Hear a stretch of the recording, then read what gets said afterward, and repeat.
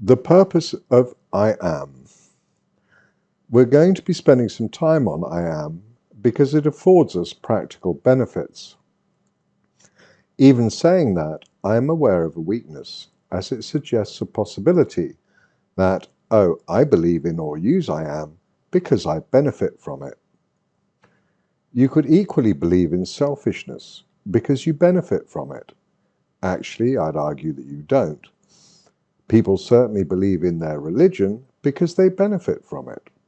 Likewise from the rule of law, or their country, or capitalism, or socialism.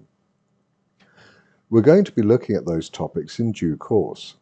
However, I'd like to get away from the idea of I am as something you take from a shelf, from outside. The core purpose of I am, according to my perception of I am, is that it is a bastion, a fortress of self that is entirely yours if you choose to operate with it in that manner. That you have a self is ultimately down to your self-assessment, so to speak, but I suspect that you'd agree that you have a sense of self. That sense of self might perceive itself as existing only to serve. That may be familiar to mothers, for example, existing to serve their children. Any such perception or belief is entirely a private matter to the extent that you operate internally on that basis. It isn't that I'm granting that right to you for it to be private. It simply cannot be known externally. That, fortunately, is an intrinsic part of being human. Whatever may truly motivate us is essentially unknown to others. It may even be unknown to ourselves. It is, to all intents and purposes, private. Thus, if you perceive your sense of purpose to be that you exist to serve, that will be a core motivation, and we need be none the wiser. Others may have adopted a sense of self that we are here to learn, as for example a New Ager might feel. Again, it is an adopted sense of self held to be true by some, not by others. We will in due course have to deal with this concept of truth. Truth, right and wrong, might be considered the most harmful concepts on the planet. That would be ironic. Underneath these purposes is the purpose that leads me to promote the concept of I am. It is precisely that, at least as I perceive it, there is a freedom that self has to perceive itself and to assign itself any purpose that serves it.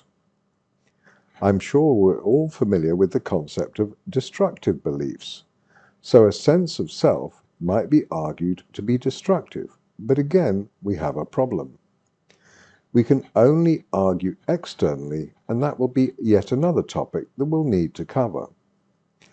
Ultimately, my sense of I am is that your sense of self will always be yours, private, sacrosanct, until or unless you choose to express yourself in deed or word. Imagine the power of that potential, that no matter what occurs externally, your internal being is safe, sacrosanct, inviolable. In practice, it is under siege 24/7 by the media, by friends, by society, by news, so that we are constantly comparing the outer world to our inner sense of self. It is an exhausting experience for many of us. It is an emotional, stressful experience for many of us. But what if you were able to recognize that your sense of self was secure, protected, unreachable, inviolable?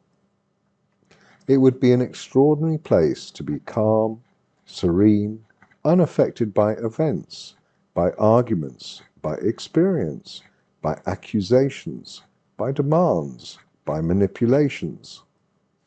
I am by no means a master in this regard, being as vulnerable to opinion as the next person, perhaps a little more, perhaps a little less. But just maybe, having that sense of self that respects its existence and its right to exist no matter what makes things a little easier than they might otherwise be. It's something to reflect upon, perhaps. For a fair and better world, I think the world would be well served by having people who are able to be calm amidst the storm of life. Being secure in self might just be a help in finding that sense of calm in our lives. If you'd like to reach out to me, feel free to do so at andrew@fairandbetterworld.com or andrewmatherexplore@gmail.com.